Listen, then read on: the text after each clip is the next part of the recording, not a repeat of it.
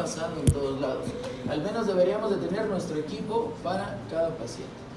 Y vean, así es como se ingresa a los pacientes para la balneoterapia. Este paciente pues, requirió tratamiento quirúrgico por un probable, en determinado momento, síndrome compartimental. Y vean cómo tenemos, pues, prácticamente 2 o más personas para hacer este lavado, ¿sale? Ahora, algo que también por ahí tenemos mucho, ¿las frictenas se quitan o no se quitan? ¿O se las dejamos? ¿Sí se quitan? ¿No se quitan? Es un recuerdo. Exactamente, pero después, ¿qué es lo que pasa? Puede aumentar, en este caso se hace un medio de cultivo para el desarrollo de bacterias. Si bien las primeras horas, como todas las lesiones, no están infectadas, pues después sí se van a infectar, ¿sale? Ahora, tendríamos que checar el agente tópico de elección, método de elección, curación cerrada, curación abierta y curación húmeda, que sería prácticamente parte del manejo local. Dentro de todos los procedimientos pues comunes tenemos que tomar en cuenta las normas de asepsia, de antisepsia de manera general, tomar muestras de exudado, tomar fotografías, esto también se hace mucho, para más o menos ir determinando la evolución de las lesiones y afectar algunas zonas pilosas, que ya lo habíamos checado. Entonces, ¿qué es lo que podríamos llegar a tener en la gran mayoría de unidades? Una curación cerrada. ¿Qué quiere decir? Se hace pues, la curación, en este caso, de las heridas, se realiza el debridamiento de toda la parte que ya se encuentra necrótica o que no es viable y se aplica un tópico, en este caso, pues ya lo habíamos dicho, sulfadicina de plata, y se cubre a nuestro paciente. Esto es una curación cerrada. Sin embargo, no todas las lesiones se van a manejar de la misma manera. Aquí pues tenemos algún otro ejemplo, se hace curación y se cubre. Generalmente, o en la gran mayoría de unidades, se descubren cada 48 a 72 horas para volver a hacer el lavado, retirar tejido no viable y otra vez cubrir. Afortunadamente, ¿qué es lo que se ha estado cambiando? Bueno, existen algunos tratamientos tópicos que en algún momento, por ejemplo un parche hidrocoloide, que pues ya no se tiene que estar descubriendo al paciente con tanta frecuencia, y en determinado momento nos ayudan a mejorar el proceso de cicatrización, disminuyen la proliferación bacteriana y no requiere tantos lavados nuestro paciente, ¿sale? Entonces esto realmente es muy bueno. Manejo expuesto: se dejarán descubiertas las lesiones después de haber practicado un aseo inicial con jabón quirúrgico, con solución tibia y aplicar el tópico de elección. Esto va a depender también de las características de la herida. Muchas veces a nivel de la cara casi siempre se dejan descubiertas, ¿sale? Entonces va a depender también si nosotros queremos estar visualizando la evolución. Por ejemplo, genitales también se dejan en la gran mayoría de pacientes descubiertos para estar visualizando la evolución. Y bueno, ¿qué tendríamos que considerar también? La herida de la quemadura se debe cubrir con sábanas limpias y secas para reducir al mínimo la pérdida de calor. Recordemos que una de las funciones de la piel, ya lo habíamos quedado, era de termorregulación, ¿sale? Y bueno, antisépticos tópicos, pues como vamos a ver ahorita existen muchísimos. Sin embargo, algunos penetran la escara, otros no penetran, algunos duelen, algunos no duelen, algunos son caros, otros son más baratos. Bueno, ¿qué sería en este caso el profiláctico ideal? Que tuviera cobertura contra gram negativos, gram positivos, contra hongos, que sea de fácil aplicación, no doloroso, económico, no tóxico, fácil de almacenar, penetrar bien la escara, no afectar la cicatrización, que sea de larga duración, sin absorción sistémica y que no cause resistencia. Obviamente no existe ninguno con todas estas características, ¿sale? Sin embargo, vamos a ver que algunos pueden ayudarnos en determinado momento, dependiendo del área que se encuentra afectada, si tiene escara o no, o si tiene un proceso ya como tal infeccioso. Y bueno, lo que se utiliza mucho es sulfadicina de plata. En este caso, pues es blanca, ya la conocen, hidrosoluble al 1%, baja toxicidad, ocasiona realmente muy poca molestia al aplicarlo de manera tópica en los pacientes, fácil aplicación, amplio espectro antimicrobiano. Esto es muy importante, tiene un espectro muy amplio, mucho, y que cubre estafilococo, E. coli, pseudomonas y klebsiella, aparte de todo el resto de bacterias que puede llegar a cubrir. Entonces, esto es muy importante en el aspecto de pseudomona, ¿sale? Porque muy pocos otros antisépticos locales van a tener acción contra este tipo de agentes. Una curación oclusiva o abierta se puede utilizar en cualquiera de las dos, es bacteriostático y se aplica cada 12 o 24 horas. ¿Vale? Y generalmente lo tenemos así, ¿no? Nuestro tarrito, vamos con nuestro batelenguas y lo aplicamos. Vean, cubre gram positivos, gram negativos, hongos y virus, incluso estafilococo resistente a meticilina. Entonces es realmente muy eficaz la sulfadecina de plata. Y nuevamente, incluso tenemos enterococos y pseudomonas, ¿sale? Por eso es prácticamente de primera elección. Sin embargo, bueno, no todo es bueno. No penetra de adecuada manera si ya tenemos una escara. Eso sí sería un problema. Vamos a checar más al ratito algunas imágenes donde hacen un cuadriculado dentro de las lesiones que tienen escara para que se pueda en determinado momento tener una mejor penetración de este tipo de agentes tópicos que no penetran una escara completamente cerrada.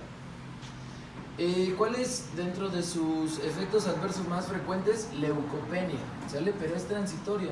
Ya cuando retiramos estar aplicando la sulfadiazina, pues prácticamente se recuperan los valores previos que teníamos en este paciente. Sin embargo, ¿qué tenemos que siempre sospechar en una biometría? Paciente con leucopenia, pues muy probablemente está asociado a la aplicación de sulfadiazina. Una formación de pseudoescara por interacción con exudado es otro de los factores adversos, y un rash maculopapular. Sin embargo, pues se ha documentado en menos del 5%.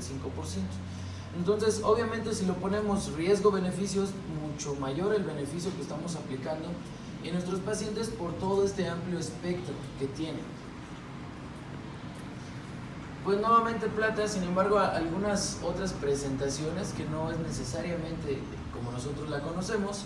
Y nuevamente, ¿qué tiene esto? Pues que interfiere en la cadena respiratoria a nivel del citocromo y del transporte de electrones, inhibiendo la replicación del ADN. Por eso es que es tan eficaz la sulfadiazina de plata en nuestros pacientes. Algunos otros, nitrato de plata, el 0.5, y prácticamente son las mismas características, pero con otra presentación. Buena contra estafilococo, ya lo hemos visto, pseudomona, gram positivos, gram negativos, hongos, virus, y nuevamente pobre penetración a la escara. Algunos otros, nitrato de plata, el 0.5, en este caso se puede usar con apósitos gruesos, la presentación es líquida, mojar cada 2 a 3 horas, es indoloro, tiñe todo de negro, y en este caso, ¿qué tendríamos también como un efecto adverso? Que como estamos mojando apósitos y estamos prácticamente vendando a nuestro paciente, van a limitar el movimiento.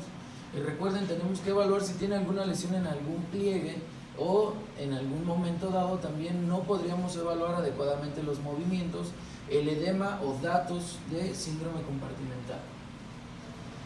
Bueno, ¿qué otro tenemos? Si no tienen sulfadiazina de plata, nitrofurazona es otra de las opciones que por ahí recomiendan. Nitrofurazona al 0.2%. Y aquí realmente, ¿cuál es el efecto adverso principal? Que no tiene actividad contra pseudomona ni contra hongos, ¿sale? Que la sulfadiazina de plata sí lo estaba cubriendo. Pero este se puede utilizar cuando tenemos la presencia de estafilococo. Sería prácticamente guiado el tratamiento en este caso. ¿Qué otra tenemos? Mafenida, en este caso 11.1% en base soluble de agua, actividad contra gram positivos, contra gram negativos. En este caso es malo contra los estafilococos. Si se dan cuenta, prácticamente como vamos avanzando, unos sí cubren, otros no cubren, pero el espectro como tal de la sulfadiazina ninguno otro lo va a tener, ni tampoco el aspecto económico. Potente inhibidor de la anhidrasa carbónica, podría ocasionar poliuria alcalina, desequilibrio de electrolitos y en algunos casos acidosis metabólica, ¿sale? Serían dentro de los efectos adversos de la aplicación de este tipo de fármaco, que recordemos, sulfadiazina, leucopenia, ¿sale?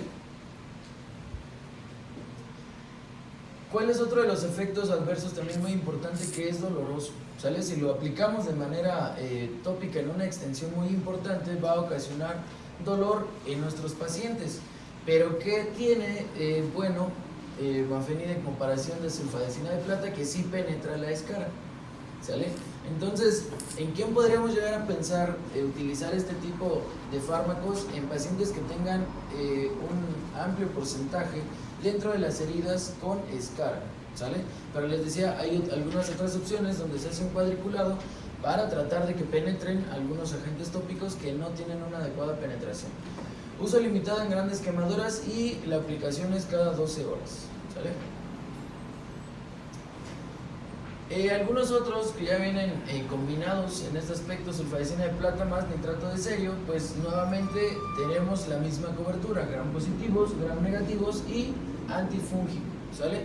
Efectos sobre función inmune, metahemoglobinemia, es raro pero también es un efecto adverso, útil en grandes quemaduras y uso similar a la sulfadiacina, ¿sale? Sin embargo aquí ya viene compuesto. Clorexidine, generalmente ¿para qué lo utilizamos? Clorexidine. Para la boca, como colutorios para la boca. También, aseo oral en pacientes que están con apoyo mecánico ventilatorio. También es parte de jabón con el cual nos lavamos las manos, antiséptico también. Clorexidina lo van a encontrar en muchas otras presentaciones. Y en este caso puede estar también combinado con sulfadiacina y obviamente aumenta nuestra cobertura antimicrobiana. Pero bueno, en este caso también podríamos tener, al igual que mafenide, la presencia de dolor en donde se aplica. Mupirocina, también se puede llegar a utilizar. Aquí, ¿de qué estamos hablando? Nuevamente, para la presencia de estafilococo, ¿sale? Es una de las opciones que tenemos en determinado momento que sea el agente causal. Y otra vez, efecto adverso es doloroso, ¿sale? Sí lo han llegado a utilizar. Bueno, en este caso, ¿en dónde se recomienda utilizar Ulcoderma? ¿En qué parte afectada? Cara y manos. Cara, muy bien, ¿sale? En zonas especiales podríamos utilizar este tipo de agente tópico. Es un antiséptico que va a regenerar la piel. En este caso es muy bueno utilizarlo principalmente cuando tenemos quemaduras faciales y que no sean muy profundas. Ahora, agregado de eso, no solamente tiene una protección profiláctica, sino también nos va a ayudar en el proceso de cicatrización. Sin embargo, sí no creo que lo encontremos, pues bueno, en las instituciones. La gran mayoría de veces se solicita pues con los familiares, ¿vale? Pero sería una de las opciones que también podríamos considerar. Rifamicina es otro, en este caso se encuentra en spray. Generalmente lo podemos utilizar en quemaduras que sean superficiales, que no sean tan grandes, y efectos adversos sobre infecciones e hipersensibilidad, ¿sale? Entonces, nuevamente el espectro antimicrobiano, aquí si lo ven, realmente es muy limitado, gram positivos, ¿sale? Ahora bien, ¿de esto tenemos alguna duda? Es lo que les decía, realmente la gran mayoría de población que vamos a tener pues son con quemaduras pequeñas. Entonces, ¿qué tendríamos que recomendar nuevamente? Pues sulfadiacina de plata. Ahora, hay algunas unidades que tienen su área específica, su clínica de heridas, por ejemplo, en donde manejan este tipo de pacientes, los están citando de una manera regular, cuando no requieren hospitalización, o por ejemplo un paciente diabético con alguna quemadura no tan importante, que si nosotros lo ingresamos se va a sobreinfectar con alguna bacteria nosocomial. Entonces, este tipo de pacientes sí sería conveniente manejarlos de manera ambulatoria, pero ver qué agente tópico podríamos recomendar, ¿sale? La gran mayoría de veces, ya les comenté, sulfadicina de plata, hicimos una curación cerrada, aplicamos y tapamos, ¿sale? Y bueno, parte del manejo quirúrgico, en este caso, pues primera curación, delimitación de la escara, que recordemos que no va a permitir una adecuada cicatrización. Eliminación de la escara, preparación de la superficie, reparación definitiva, en este caso también el manejo si va a requerir injerto o no, y el tratamiento de las cicatrices, que realmente sería un proceso pues, realmente muy prolongado. Ahora, es lo que comentábamos, ¿se van a quitar o no las flictenas? Porque por ahí pueden encontrar que algunos dicen que sí, algunos dicen que no. Bueno, ya lo decían previamente, las primeras 24 horas generalmente es líquido que está sin contaminación. Sin embargo, más de 24 horas, ya cuando tenemos este tipo de lesiones que sean más de 2 centímetros, pues sí se recomienda quitarlo, ¿sale? Retirarlo. Muchos dicen que es protección, que en algún momento puede llegar a mejorar el proceso de cicatrización. Sin embargo, tenemos que tener siempre en mente que nuestro paciente, si lo mandan ustedes con unas flictenas muy grandes, no van a tener el adecuado manejo y se van a sobreinfectar, ¿sale? Entonces mejor tenemos nuestra curación desde que llega con nosotros, hacemos una curación y se cubre. ¿Qué vamos a hacer? Se va a debridar. El líquido afecta la función de los polimorfonucleares y la quimiotaxis de los neutrófilos. Ya se ha documentado que aumenta la inflamación, posee un inhibidor de plasmina, retarda la cicatrización, favorece la proliferación bacteriana y la flictena se fisura antes de la regeneración. ¿Qué quiere decir? Que sí las tenemos que retirar, ¿sale? Ya vieron por qué. Vean, aquí tenemos la evolución, paciente que llega con una quemadura de 2º grado. ¿Esto es superficial o profundo? ¿Cómo ven?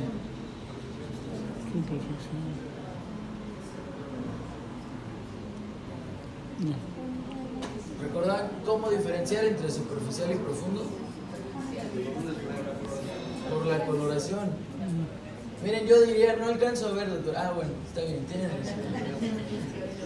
No pareciera tener datos de que sea profundo, ¿vale? Pareciera de 2º grado superficial.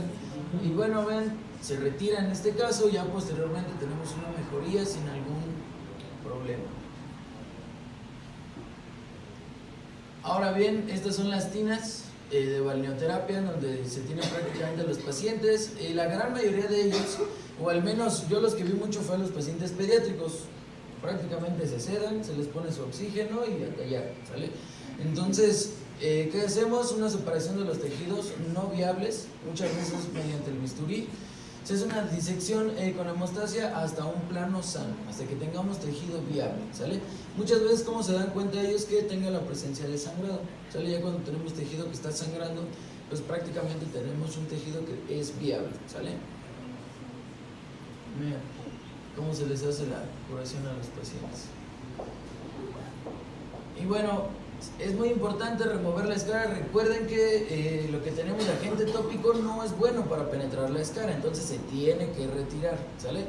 Prepara la herida para el cierre definitivo, también va a retrasar este proceso de cicatrización y se tiene que hacer de manera paulatina. En los pacientes de manera general deberían de encontrarse estables o lo más estable posible, ¿sale?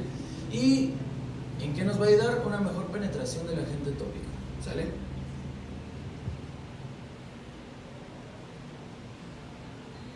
Algún tipo de tratamiento que se puede llevar a cabo dentro de esto es una decisión tangencial, ¿sale? Resección del tejido quemado hasta el plano sano o injertable, ¿sale? Se tiene que retirar todo este tejido que ya no es viable. Vean cómo va teniendo una evolución, propiamente se va retirando todo este tejido que no permite una adecuada cicatrización y ya posteriormente, bueno, tenemos esta función de reepitelizar todas estas áreas. Y lo que les decía, parte de lo que se puede llegar a hacer cuando tenemos una escara muy grande que no va a permitir su acción del agente tópico, se hace un cuadriculado. Bueno, no sé si alcancen a verlo, pero se hacen aquí cuadritos para que penetre nuestro agente tópico, ¿sale? Para tratar de mejorar la acción de estos agentes, ¿sale? Y pues bueno, va a depender del área anatómica que tengan afectada. Ahora, ¿qué es lo que vamos a tener? Nuevamente, lo que les decían, ¿se puede llegar a hacer en el área de urgencias? Sí. Sin embargo, hay que tener mucho cuidado. Vean, realmente tendríamos que exponer, en este caso, todos los compartimentos. Ahora, va a variar incluso de brazo a antebrazo, de muslo a pierna, cuántos compartimentos tenemos, ¿sale? Entonces le digo, no es nada más llegar y cortar, ¿sale? ¿Quiénes lo hacen? Generalmente cirujanos, pero también los médicos de ortopedia hacen este tipo de manejos quirúrgicos. Y pues va a depender el área. Tenemos en la mano, tenemos en tórax, tenemos en muslo, tenemos en pierna. Y ahorita vamos a checar en dónde se puede llegar a hacer este tipo de corte. ¿En quiénes está recomendado? Quemaduras circunferenciales, quemaduras muy profundas, reanimaciones retrasadas, cianosis, dolor profundo en el tejido, parestesias agresivas y disminución progresiva. Ahora, por ahí se acuerdan cuáles son las P's de una lesión vascular. Son 5. Pain, dolor, ¿qué más? Parestesias, pulso,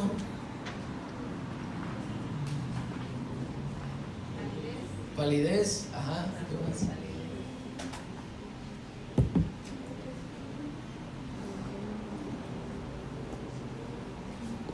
A ver, vamos a repasar. Ya dijeron pulso, parestesias, dolor, palidez.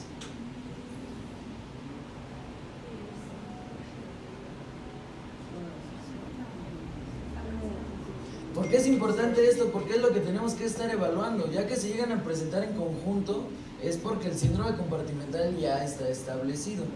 ¿Sale? Entonces, ya que nos damos cuenta de esta sintomatología, prácticamente el síndrome compartimental ya se estableció. Y es algo que tenemos que estar checando. ¿Sale? El llenado capilar es parte de esto también. ¿Sale? Entonces, tendríamos que estar evaluando todas estas características en quemaduras circunferenciales. ¿Cuánto tenemos ahora de tiempo para rescatar una extremidad que está con una disminución del flujo sanguíneo? Lo máximo son 6 horas, ¿sale? Incluso por una insuficiencia arterial también. Máximo 6 horas para darle tratamiento. Por ahí, hablando de esto de alguna lesión o una insuficiencia arterial, la sonda de Fogarty, que pues trata de sacar en este caso el coágulo y pues otra vez mantener el flujo sanguíneo. Entonces aquí también, ¿qué es lo que se hace?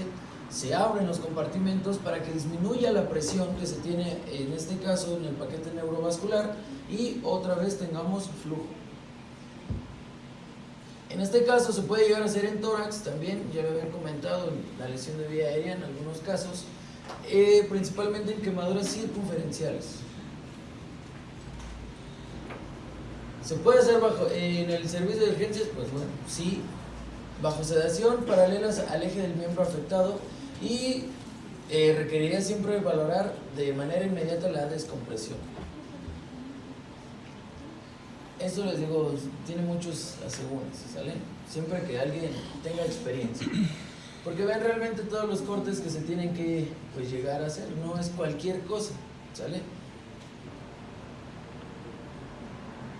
Vean, aquí se liberó prácticamente todos los compartimentos de la pierna. ¿Sí? Los cortes, cómo se llevan a cabo, ¿sale? Ahora, ¿qué tendríamos que hacer? Bueno, una sospecha clínica de síndrome compartimental. Si tenemos datos clínicos de un síndrome compartimental, intervención quirúrgica, ¿sale? Sin embargo, ¿qué podríamos hacer ahora? Si el diagnóstico es incierto, en este caso podríamos pensar en un paciente pediátrico, en un paciente inconsciente. Si tenemos un paciente con deterioro neurológico, no nos va a decir, doctor, tengo parestesias, doctor, me duele la pierna, ¿no? Doctor, ya tengo pálida mi pierna, no. Eso obviamente ya es cuestión de nosotros. ¿Qué tendríamos que hacer? Una medición de la presión. Si hablamos de un delta menor de 30, en este caso de la presión que nosotros logramos medir dentro del compartimento, ahorita vamos a ver cómo, requiere intervención quirúrgica, ¿sale?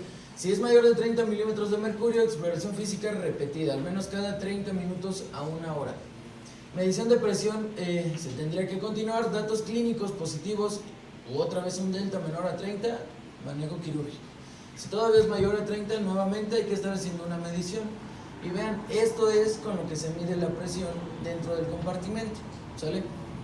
¿Cómo podríamos hacerlo de una manera a la mexicana? Cortamos nuestro bauma para hacer algún otro tipo de medición, por ejemplo una sonda de balones, también lo hacemos así. Cortan su bauma, ponen una llave de 3 vías, inflan y bueno, ya después abren y se elevaría en su baumanómetro cuánto tiene de presión aproximadamente, ¿sale? El problema es que pues no tenemos calibrados nuestros baumas, luego parecen como báscula, ¿no? Casi le dan la vuelta. Entonces esto sí nos va a dar mucho sesgo. ¿Qué tendríamos que evaluar? Pues los datos clínicos, ¿vale? Para poder llevar a cabo la medición. Y bueno, lo que les comentaba, dependiendo del área anatómica vamos a tener en dónde hacer los cortes. Por ejemplo, aquí tenemos la pierna, en donde se recomienda hacer prácticamente los cortes lateral y de manera interna. Porque tenemos que llegar prácticamente hasta el tejido óseo y liberar todos los compartimentos de la pierna.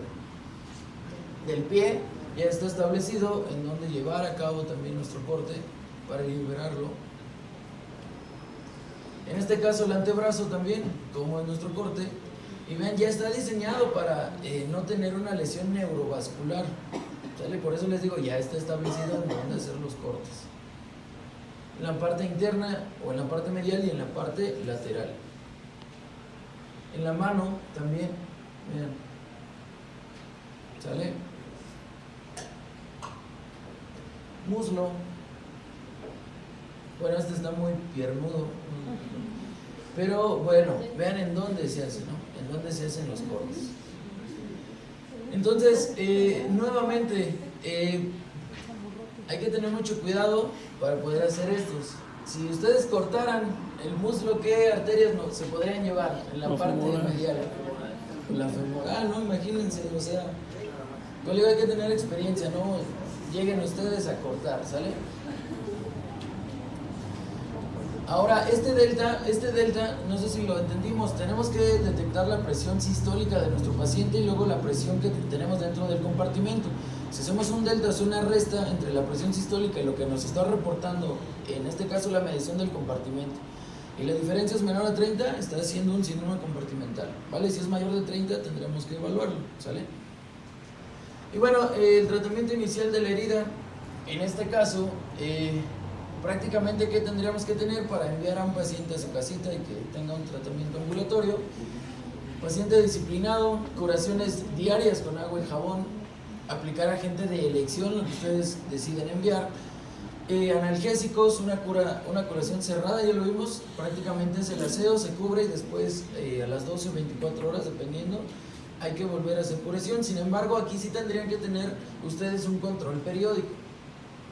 Si es un paciente diabético que ustedes mandan a casa, entonces ahí el riesgo de infección realmente es muy grande, ¿sale? Entonces sí depende mucho de las comorbilidades para decidir si lo van a mandar a casa o lo van a dejar ahí en el hospital. Y bueno, quemadura de segundo grado, cubrirla con un apósito simple o hidroactivo, que es lo que les decía, y aquí ya se tendría que revisar incluso cada 5 hasta 7 días. No se tendría que estar retirando cada 12 o 24 horas, pero bueno, pues no tenemos en todas las unidades este tipo de tratamiento. Segundo grado profunda, bueno, ¿qué se recomienda hacer? Debridar, una resección mecánica, ya lo hemos revisado, parte dentro de la balneoterapia, toda la curación. Y quemaduras de tercer grado, bueno, pues tienen que ser resecadas en su totalidad, hacer esclerotomía, la presencia de, en determinado momento, el cuadriculado, que ya lo habíamos checado, para el tratamiento tópico, ¿sale? Ahora, pues ya actualmente tenemos sustitutos temporales de la piel. Y bueno, estos son, en determinado momento van a cubrir el área que nosotros requerimos, porque también si tenemos lesiones de segundo grado superficial y profundo, en determinado momento podríamos dar tratamiento a las que se encuentran con una mayor profundidad. Esto que nos ayuda a perder menos electrolitos y a un cierre fisiológico temporal, o sea, son temporales, no van a estar mucho tiempo. Protección del trauma mecánico y barrera física, para que no se desarrolle una sobreinfección. Y bueno, tenemos diferentes tipos de injerto. Autoinjerto, si bien han visto algunos pacientes que le retiran piel de los muslos, o sea, de alguna otra parte que generalmente no está expuesta. Isoinjerto, aloinjerto, genoinjerto, ¿sale? Bueno, si es Vicente Fernández es complicado, ¿no? No va a aceptar ninguno, ¿sale? Pero bueno, esto es sumamente importante porque va a tener una protección nuestro paciente. No va a ser necesario estarlos descubriendo. Se pone durante algunas semanas incluso, va a servir para la epitelización. Y bueno, estos sustitutos temporales de la piel, al injerto de piel humana cadavérica también se está realizando actualmente, un espesor parcial después de su obtención. Entonces, ¿cuánto vamos a tenerlo como función? De 3 a 4 semanas. O sea, imagínense no someter a este tipo de curación a nuestro paciente casi un mes, pues es extraordinario, ¿no? Para ellos. No hay dolor, no se está administrando una cantidad de fármacos, no lo tenemos expuesto a una sobreinfección. Pero bueno, esto no lo tenemos también a la mano, es muy difícil. ¿Qué más se ha llegado a utilizar? La membrana amniótica, también en algún punto como sustituto temporal de piel.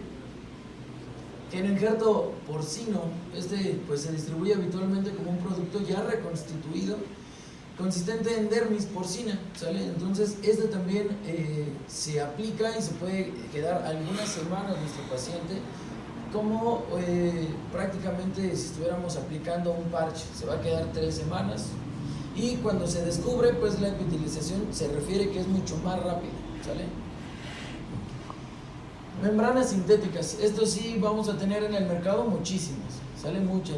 Obviamente si quieren mandarle a sus pacientes, pues son terapéuticas muy caras, ¿no? Que en determinado momento se podrían llegar a utilizar. Pues si quieren los nombres para que los receten, a ver qué pacientes los van a comprar, realmente es caro, ¿sale? Sin embargo, bueno, al menos hay que conocer, ¿sale? Tenemos que conocer que hay este tipo de alternativas para mejorar la cicatrización. Y bueno, ¿qué sustitutos permanentes de piel tenemos? En este caso la piel autóloga, que se obtiene de un espesor parcial, lo más cercano a un sustituto ideal de piel, ¿sale?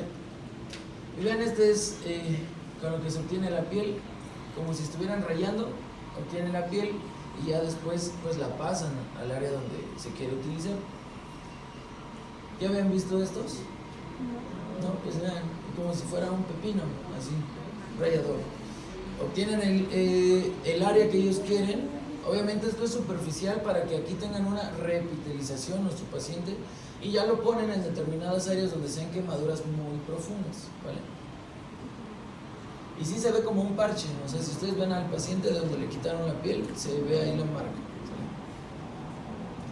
Áreas especiales, cara, bueno, la gran mayoría se van a encontrar pues expuestas las curaciones que podrían llegar a utilizar oncoderma, bacitracina, neomicina, polimixina, también conjunto e injertar por unidades estéticas. Es dentro del área estética que más se llega a hacer injertos, ¿sale? Vean cómo va progresando, cómo va la evolución de la epitelización. Genitales, esto pasa mucho en niños. ¿Qué es lo que pasa? Que se caen dentro de agua caliente, se caen sentaditos. Entonces tienen quemaduras por escaldaduras en genitales. Y pues también aquí son áreas que pues obviamente son muy delicadas, que pues requieren muchas veces curaciones, pero curaciones abiertas. Orejas, también prevenir condritis. ¿Y qué se recomienda acá? Mafenide, ¿sale? Que se pueda colocar de manera tópica. Y la gran mayoría de curaciones son expuestas. En algún momento tendríamos que pensar en debridar dependiendo de las características y la evolución de la lesión. Ojos, realmente esto sí ya es muy complicado, esto hay que mandarlo directamente con el oftalmólogo, principalmente quemaduras químicas, que es lo que casi siempre van a mandar, algún ungüento tópico o la presencia de algunas gotas, ¿sale? Pero aquí sí requeriría una valoración, en este caso, por el oftalmólogo. Mano, aquí recordemos los arcos de movilidad, pues va a depender mucho del área, el edema y la extensión. Muchos de ellos, ¿qué es lo que requieren? Una movilización temprana, para que no se quede en algún momento con una disminución de los arcos de movilidad, ¿sale? Vean la presencia de las lesiones.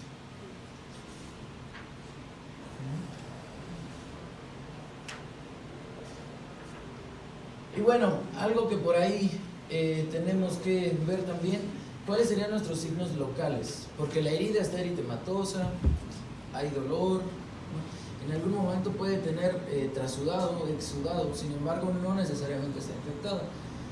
Al menos deberíamos ver o que se encuentre en un ambiente húmedo, destrucción de bacterias superficiales no patógenas, exudado rico en proteínas, destrucción de las capas queratinizadas, el pH es menos ácido y la colonización de patógenos nosocomiales.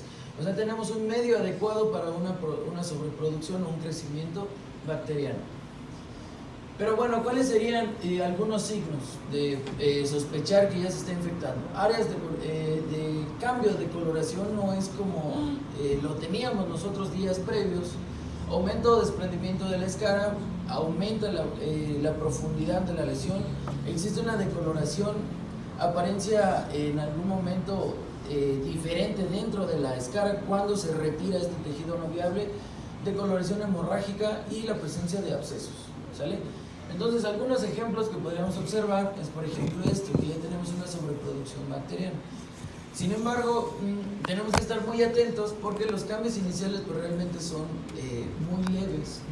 Ya aquí ya está infectado, vaya, si se logra observar, pero no todos tenemos como que cambios tan objetivos, ¿sale?